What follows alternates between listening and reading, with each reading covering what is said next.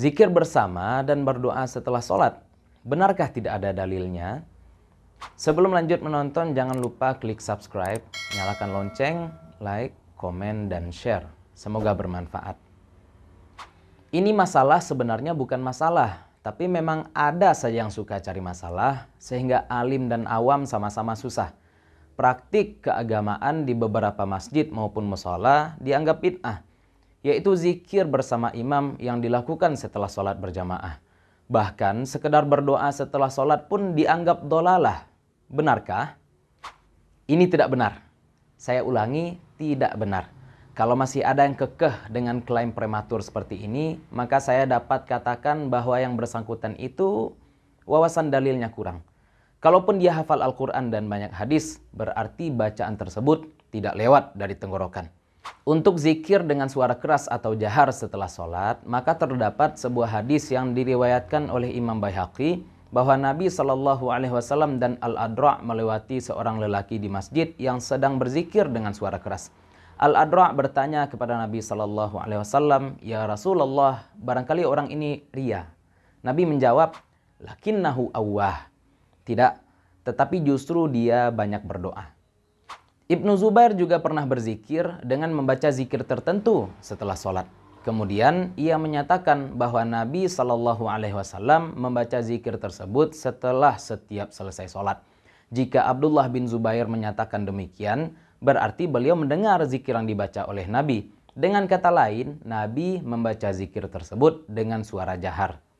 Ibnu Abbas juga menyinggung masalah ini dalam sebuah hadis takriri. Beliau berkata, "Anna raf'as sauti bidzikri hina yansarifun nasu minal maktubati kana ala ahdin Nabi sallallahu alaihi wasallam."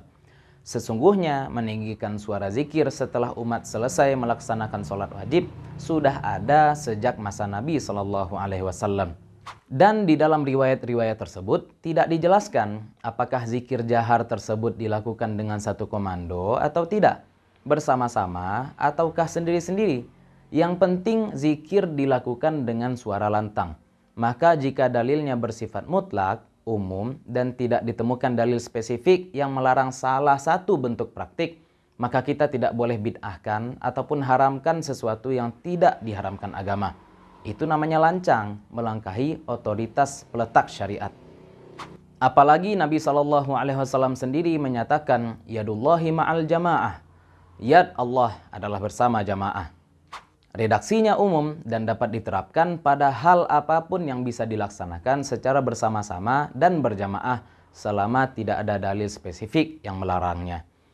Kita anggap masalah zikir bersama dengan suara jahar ini clear, selesai. Kalau masih diributkan maka landasannya tak akan lagi ilmiah, tapi sudah hizbiyah. Sekarang kita bahas masalah berdoa setelah sholat.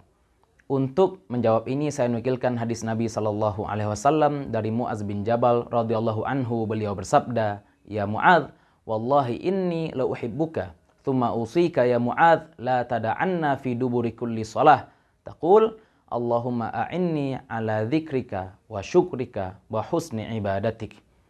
Artinya, wahai Mu'adz, demi Allah, aku sungguh menyayangimu. Kemudian aku berikan wasiat kepadamu, wahai Mu'adz, jangan kau tinggalkan setiap selesai sholat. Katakanlah, "Ya Allah, tolonglah aku mengingatmu, mensyukurimu, dan menyembahmu dengan baik."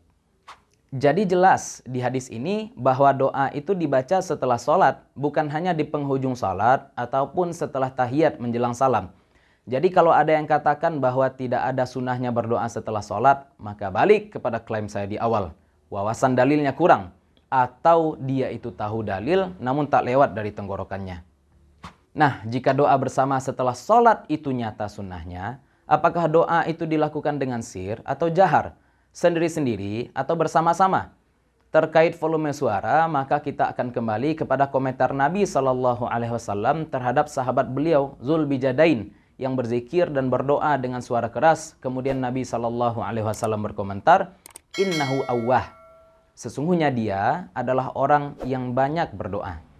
Awwah di dalam hadis itu sendiri sebenarnya artinya adalah sering mengaduh. Dan mengaduh di hadapan Allah adalah menunjukkan kehinaan dan kelemahan sembari meminta segala kebaikan darinya. Inilah inti dari zikir dan doa. Dan perlu digarisbawahi, Nabi SAW memuji Zulbijadain karena perbuatannya tersebut. Terkait doa bersama, maka kita bisa temukan dalil-dalil umumnya di dalam Al-Quran, yaitu seluruh redaksi Rabbana yang memiliki dhamir mutakallim ma'al ghair, jika diterjemahkan menjadi ya Tuhan kami. Otomatis doa dilakukan bersama-sama, seperti doa Nabi Adam dan Siti Hawa, Rabbana zalamna anfusana. Ataupun doa Nabi Ibrahim dan Nabi Ismail, Rabbana taqabbal minna. Jadi bolehkah berdoa bersama? Tentu saja boleh. Bagaimana teknisnya? Maka kita bisa lihat dari riwayat Zaid bin Sabit yang berdoa bersama teman beliau, kemudian Nabi SAW mengaminkan doa tersebut. Bahkan dalam riwayat Imam Tabrani, Nabi SAW bersabda, la yajtami'u mala'un fayad'u ba'duhum wa yu'amminu sa'iruhum illa ajabahumullah. Tidaklah berkumpul sekelompok orang, kemudian sebagiannya berdoa dan sisanya mengaminkan, kecuali Allah menjawab mereka. Hadis ini bersifat umum tentang pelaksanaan doa bersama. Tidak diatur di sana apakah doa bersama itu dilakukan sebelum sholat ataupun setelah sholat, saat upacara ataupun saat hajatan, saat senang maupun berduka. Maka sekiranya ada yang menyatakan bahwa doa bersama itu boleh asal tidak dilakukan setelah sholat fardu misalkan, maka ia harus datangkan dalil. Mana dia dalil yang melarang pelaksanaan doa bersama setelah sholat fardu? Terkait surat Al-A'raf ayat 55 dan 205 yang memerintahkan zikir dan doa dengan suara pelan atau di dalam hati, maka tentu konteks ayat harus diperhatikan. Sebab nuzulnya apa dan bagaimana cara mengkompromikan ayat ini dengan dalil-dalil lain yang sebagiannya telah saya sebutkan. Apalagi juga di dalam Al-Quran surat Al-Baqarah ayat 200, Allah memerintahkan orang-orang yang telah selesai melaksanakan nusuk untuk menyeru Allah sebagaimana menyeru bapak-bapak mereka, atau lebih keras daripada itu. Fadhkurullaha kadzikrikum aba'akum au asyadda dzikrah. Maka dari sini saja kita sebenarnya sudah tahu bahwa di dalam Al-Quran terdapat perintah zikir dengan suara sir dan juga terdapat perintah untuk zikir dengan suara jahar. Jika kedua bentuk amal itu terdapat di dalam Al-Quran, kenapa kita harus bertegang urat mempertahankan apa yang kita amalkan sembari menyalahkan amalan orang lain? Mengapa kita tidak saling menghargai? Sebab kita paham bahwa masing-masing kita memiliki landasan mu'tabar dalam amalnya. Maka untuk para sahabat, terutama untuk para da'i, memahami amaliyah masyarakat adalah syarat mutlak agar tercipta kerukunan dalam menjalankan agama.